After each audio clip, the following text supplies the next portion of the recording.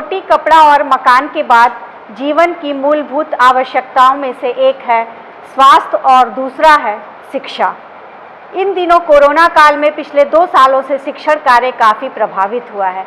ऐसे में शिक्षक कैसे मेंटेन कर पा रहे हैं अपने कार्यों को? हमारे साथ हैं शिक्षा जगत से जुड़ी अनुपमा राव जी। आइए इनसे बातचीत करते हैं और इनके अब तक के सफ़र के बारे में जानते हैं। नमस्कार अनुपमा जी, कैसी हैं आप? मैं ठीक हूँ, आप बताइए। अनुपमा जी, आप को शुरू से ही शिक्षण कार्य से जुड़ने का, जब आप स्टूडेंट थी उसके बाद आपने क्या डिसाइड किया कि जब मैं स्टूडेंट थी तो मैं ये तो नहीं कहूँगी मैं बहुत स्कॉलर थी शुरू से, बट जब मैं पढ़ाई पीरियड में थी तो ही मैं बहुत क्विक लर्नर थी और मैं यही एबिलिटी अपने लोगों के अंदर या बच्चों के अंदर भी डालना चाहती थी। तो मैं हमेशा ये चाहती थी कि कुछ नया करूं, कुछ नया करूं। तो हर दिन कुछ नया करने के लिए आपको नए लोगों से जुड़ना पड़ता है, नए लोगों से मिलना पड़ता है। तो कुछ टाइम के बाद मेरा इंटरेक्शन हुआ कुछ लोगों से जो शिक्षा जगत से जुड़े थे। मेरे स्कूल के कुछ थे, कुछ अलग के थे। तो जब मैंने उनसे मिला और उनकी लाइफ को ऑब्जर्व किया तो मैंने कहा इनके पास एक बेहतरीन मौका है हर दिन कुछ नया करने का और देश के, नेशन के फ्यूचर्स को बिल्ड करने का। तो उस टाइम से मेरे अंदर एक मोटिवेशन आ गया कि मुझे भी इस फील्ड में ही जाना है और इसमें ही कुछ बेटर करते रहना है। तो क्या इसके लिए आपने कहाँ से एक्सपीरियंस हुआ? पहले आपने शिक्षण कार्य मैंने फिर धीरे धीरे अपने करियर को, स्टडीज़ को साथ में कंटिन्यू करते हुए जॉब की तरफ अपना रुख किया। अच्छा। मैंने ये सोचा कि मतलब स्टडीज़ भी किया और साथ में जॉब को भी लेके मैं कंटिन्यू करती रही। तो उस दौरान आपको एक्सपीरियंस आप गेन करती रही? हाँ जी मैम, मैंने एक्सपीरियंस गेन किया। साथ साथ में ये नहीं कहूँगी कि मुझे बहुत कुछ आता था, बट मैं चीज़ों को बहुत जल्दी ऑब्जर्व करके सीख लेती थी और उसके थ्रू मैं लोगों को ट्रेन करने लगती थी। पहले आपने शिक्षण कार्य किया, खुद टीचिंग की, और बाद में जब आपको लगा कि अब मैं ये कर सकती हूँ, हाँ, तब आपने खुद के स्कूल खोले। हाँ, तब मैंने अपना जो करियर है उसको एक्सप्लोर करने के लिए, और पेरेंट्स का बहुत अप्रिसिएशन मिला। मैं गोरखपुर के बहुत अच्छे अच्छे स्कूल्स में प्रिंसिपल, एज अ प्रिंसिपल, फिर एज अ एडमिनिस्ट्रेटिव डायरेक्टर रह चुकी हूँ। तो जब पेरेंट्स का अप्रिसिएशन मिला 100% सेटिस्फेक्शन कि हाँ मैम आपके साथ हमारे बच्चे सेफ़ हैं, और कभी कभी ऐसा होता था मैं कोई स्कूल छोड़ दे रही हूँ अगर और कहीं और ज्वाइन कर रही हूँ तो पेरेंट्स अपने बच्चों को वहाँ शिफ्ट कर लेते। अच्छा, ये होती है टीचर की खासियत। तो ये मेरे अंदर ये था, तो मुझे पेरेंट्स का काफ़ी मोटिवेशन मिला। पेरेंट्स ने हमेशा मुझे सपोर्ट किया और उसके लिए बहुत बहुत मैं हमेशा थैंक्सफुल रहती हूँ अपने पेरेंट्स के। वो मुझे हमेशा बहुत अप्रिसिएट करते हैं। उन्होंने ही मुझे मोटिवेट किया कि मैम आप अपना करोगे तो और अच्छा कर सकेंगे और हम फिर रिलैक्स रहेंगे कि आप अब कहीं नहीं जाओगे। अनुपमा जी, आप अभी इतनी कम उम्र में ही कह सकते हैं कि 2 स्कूलों की डायरेक्टर हैं। किस तरह की परेशानियां आई जब आपने ये सोचा कि मुझे खुद का स्कूल डालना है? मैम देखिए, मैं कहती हूँ ना, मतलब मैं क्या कह रही हूँ, दुनिया कहती है कि किसी चीज़ को पाने के लिए अगर दिल से कोशिश करो तो आपको भगवान भी मदद करते हैं, कायनात भी मदद करती है। तो मेरे दिन रात मेरे ये थॉट प्रोसेस रहते थे कि मुझे अपना करना है, मुझे अपना करना है, एंड भगवान ने उन चीज़ों के लिए अपने आप रास्ते दिखाए। मतलब मैं एक कदम चलती थी, वो 4 कदम मेरे साथ होते थे।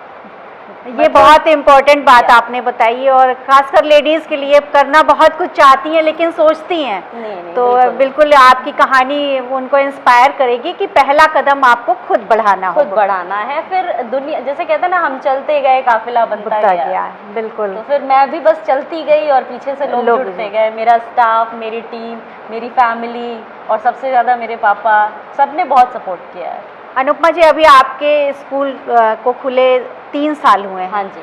और बहुत दिक्कत भरा समय रहा है कोरोना का। कोविड पीरियड में तो हम लोग बिल्कुल मतलब ब्रेकडाउन पे चले गए थे। हाँ। लेकिन मैंने कभी भी अपने स्कूल्स को बंद नहीं किया। अच्छा। हमेशा ऑनलाइन मैं पेरेंट्स से कनेक्टेड रही, और हम लोग के स्कूल्स जो हैं, ट्रायम्फ हुआ या टोडलर्स, और टोडलर्स तो फिर भी सिटी में आता है, ट्रायम्फ जो है वो हमारा थोड़ा रूरल बेल्ट को टच करता है। अच्छा। तो बहुत सारे पेरेंट्स ऐसे थे जो फ़ोन से अफोर्ड नहीं कर पाते थे, तो मैंने उनके लिए पर्सनली एक्सपेंसेस से उनको, जैसे एक घर के आसपास के 4-5 बच्चे हैं तो उनके बीच में एक स्मार्टफोन दिलाया। और मतलब हम लोग काफ़ी सोशल वर्क भी करते हैं। तो कभी मैंने सुना था कि गुप्त दान महादान होता है, तो मैं कभी भी, हम लोग मतलब मेरी टीम जो करती है सोशल वर्क, हम उसको कभी हाईलाइट नहीं करते। चलिए अच्छी बात है। तो काफ़ी सारी दिक्कतें आई, हाँ जी, बहुत दिक्कतें जैसे कि ऑनलाइन स्टडीज़ के दौरान जो बच्चे अभी फ़ोन सही से यूज़ नहीं, बच्चे क्या पेरेंट्स भी बहुत सारे जी, नहीं जी। यूज़ कर पाते, जैसा कि आपने कहा जी। कि रूरल एरिया से बच्चे बिलोंग करते हैं। जी, जी। तो किस तरह से ट्रेनिंग दी उस टाइम में? उसकी ट्रेनिंग के लिए मैम देखिए सबसे पहले ओरिएंटेशन कराया गया था। अच्छा। क्योंकि एक बार कोविड का लॉकडाउन जब आया तो उस बार हमें इतनी दिक्कतें हुई कि हमें बच्चों के घर पे नोट्स भिजवाने पड़ते थे। अच्छा। सारी चीज़ें हमें खुद करनी पड़ती थी। जब ये सारे हर्डल्स हमने एक बार फेस किए और जब एक बार कोविड ये लॉकडाउन हटा तब हमने ओरिएंटेशन प्रोग्राम रखा और पेरेंट्स को ट्रेनिंग दी 2 दिन की कि आपको ऐसे ऑपरेट करना है, और अगर आपको ये डर लगता है कि आपका बच्चा उससे ज़्यादा कुछ और ना करे तो उस केस में आपको क्या करना है, कितना टाइम देना है, कितना बैठना है, वो सारी चीज़ों की ट्रेनिंग हमने ओरिएंटेशन में करी। अनुपमा जी, आपके किस स्टैंडर्ड के बच्चे हैं आपकी कक्षा मेरे में? पास स्टिल क्लास 8 के बच्चे हैं और अच्छा। इसको हम लोग फर्दर 12 तक लेके जा रहे हैं। अभी आपके पास 8 तक के 8 बच्चे। तक के बच्चे हैं। कितना मुश्किल होता है बच्चों को इस तरह से पढ़ाना कि वो आसानी से चीज़ों को समझ जाए, क्योंकि हर बच्चा अलग होता है। ऑफ कोर्स मैम, बिल्कुल। एक मतलब जैसे किसी इंसान का माइंड बहुत जल्दी चीज़ों को कैप्चर करता है, जैसे मैंने कहा मैं क्विक लर्नर हूँ, और कहीं कहीं कोई लोग होते हैं जैसे एक चीज़ को बार बार समझाइए। और पढ़ाने का 2 तरीका होता है, एक है कि आप क्लास में गए और आपने बस एज अ लेक्चर दे दिया, दूसरी चीज़ होती है आप लाइव एग्जाम्पल्स दे के पढ़ा रहे हो, इंटरेक्शन करके पढ़ा रहे हो। अब जैसे बच्चे कहीं पे जाते हैं और कोई पिक्चर देख के आते हैं, उनको सब याद रहता है, एक एक सीन आपको बता सकते हैं, बट क्लास में लेक्चर क्या हुआ वो आप उनसे पूछोगे वो नहीं बता पाएंगे, क्योंकि वो इंटरेस्टिंग नहीं होता है। तो जब आप स्टडीज़ को एजुकेशनल एड्स के साथ उसको परफॉर्म करके, जैसे टीचर और मदारी में ज़्यादा फर्क नहीं होता है, वो जितना पढ़ाने का प्रोसेस आपने बताया वो चीज़ है। कि आप जो एक टीचर को किस किस तरह से गा करके बजा करके और हाँ बच्चों के बीच हमेशा में टीचर्स को ये कहती हूँ कि आप इतना इंटरेस्टिंग बनाओ हाँ। कि बच्चा आपसे जुड़े, मतलब पूरा अपने साथ एक कनेक्शन जो बनाना होता है, डेवलप करना होता है, वो आप इस लेवल पे लेके जाओ कि बच्चे की पढ़ाई इंटरेस्टिंग हो जाए। ये तो रही बच्चों की बातें। अब आते हैं पेरेंट्स पे। पेरेंट्स कोई ज़रूरी नहीं है कि सभी बहुत ज़्यादा शिक्षित हों या सभी जो है इंग्लिश का इवन खड़ी बोली में बहुत सारे पेरेंट्स नहीं बोल पाते हैं। जी। उस दौरान कितना मुश्किल होता है? मैम देखिए, English is just a language. English से किसी की क्वालिफिकेशन को हम जज नहीं कर सकते हैं, क्योंकि कई बार ऐसा होता है कि बहुत सारे टीचर्स ऐसे होते हैं जो वेल वर्स नहीं होते इंग्लिश में, but they can explain better than those who are not able to speak in Hindi. सो ये डिफरेंसेस होते हैं। तो इंग्लिश में मेन चीज़ क्या होता है कि हाँ, अगर इंग्लिश ही पूरा कन्वर्सेशन है, वो पेरेंट्स को पढ़ के पढ़ाना है, तो वहाँ तो डिफ़िकल्टी है। लेकिन अगर पेरेंट्स चाहते हैं कि मतलब वो सिर्फ कॉन्सेप्ट को समझाएं, तो हिंदी मीडियम के पेरेंट्स भी अगर इंग्लिश को ट्रांसलेट करके समझाते हैं तो हर्डल्स नहीं। जो दौर चल रहा है अनुपमा जी, वो बिल्कुल इंग्लिश मीडियम का दौर चल रहा है। हर कोई चाहता है कि हमारा बच्चा जो है इंग्लिश मीडियम में कम्युनिकेट करे। हाँ, वहाँ पे ये दिक्कत आती है। वहाँ पे ये दिक्कतें आती हैं। और मैं ये कहूँगी कि देखिए, मैंने ये बोला कि English is just a language, but साथ साथ पैरेलली आज के जो ये बिटर ट्रुथ है कि कहीं भी इंग्लिश के डिमांड के बिना हम चीज़ों को नहीं कर पाएंगे, इस चीज़ से हम डिनाई नहीं कर सकते। तो पेरेंट्स को एक इंग्लिश का एनवायरनमेंट घर में भी देना और चाहिए। बच्चों की करिकुलम एक्टिविटीज़ के बारे में कैसे आप उनको सजेस्ट करती हैं? मैम हमारे यहाँ मतलब मेरा मेन मोटो होता है कि मेरा बच्चे हर चीज़ में ओवरऑल एक्सपर्ट हो, बढ़िया हो। इसलिए टाइम पे हम उनके लिए कॉम्पिटिशन्स ऑर्गेनाइज करते हैं, फेट्स ऑर्गेनाइज, हर एक चीज़।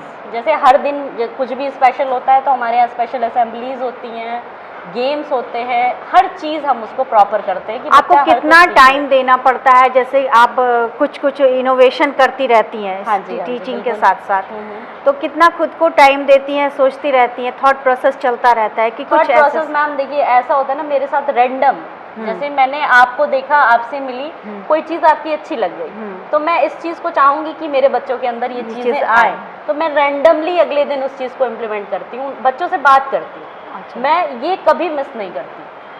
एक सवाल है, जैसे जब हम पढ़ते थे, हम स्टूडेंट थे, तो एक टीचर से एक गैप होता था। हाँ जी, हाँ जी। वो दौर बिल्कुल जा चुका है। अब टीचर से व्हाट्सएप पे कनेक्ट होते हैं बच्चे और फ्रेंडली हो चुके हैं। हाँ जी। ये परिवर्तन कितना सही है, कितना गलत है, इस पे आप क्या कहना चाहेंगे? मैम अगर बात टीचर, देखिए टीचर को अपने हद पता है, जैसे टीचर को अपनी लिमिटेशंस पता है कि this much I have to be liberal, मतलब मैं इतने हद तक उसको कंफर्टेबल करा सकता हूँ। जैसे मदर होती है, उसके बच्चे उसके फ्रेंड भी होते हैं और डरते भी हैं, है ना? तो ऐसा रिलेशन टीचर को भी बिल्ड करना चाहिए कि बच्चा आपसे फ्रेंडली है बट सेम टाइम वो आपसे डरता भी है, आपकी बात को भी मानेगा, मतलब आपकी फ्रेंडशिप के एवज में वो उस चीज़ को फॉर ग्रांटेड नहीं लेना चाहिए। ये चीज़ इम्पॉर्टेंट है। तो ये चीज़ टीचर ही कर सकता है कि दोनों चीज़ें एक साथ लेके चलना। जब टीन एज में बच्चे होते हैं तो वहीं से अभी जिस तरह का दौर आ रहा है, 6th क्लास से ही डॉक्टर बनना है या इंजीनियर, वो ट्रेनिंग जो है वो कोर्सेज शुरू हो जा रहे हैं जी। ये क्या बच्चों पे ओवरलोड नहीं पड़ रहा है? बहुत ज़्यादा ओवरलोड है। मैं बच्चों से उनका बचपना बिल्कुल छीना जा रहा है। और मैं पेरेंट्स से रिक्वेस्ट करूँगी कि आप कभी भी बच्चे को डॉक्टर, इंजीनियर और IAS PCS बाद में बनाइए। सबसे पहले उसको वेल बिहेव्ड ह्यूमन बीइंग बनाइए, एक अच्छा इंसान, एक अच्छा इंसान जिसको पता हो कि उसको उठना कब है, खाना कब है, सोना कब है, कितनी देर फ़ोन यूज़ करना है, कब क्या करना है। आजकल के 90% बच्चों को यही नहीं पता कि उनको कब क्या करना है।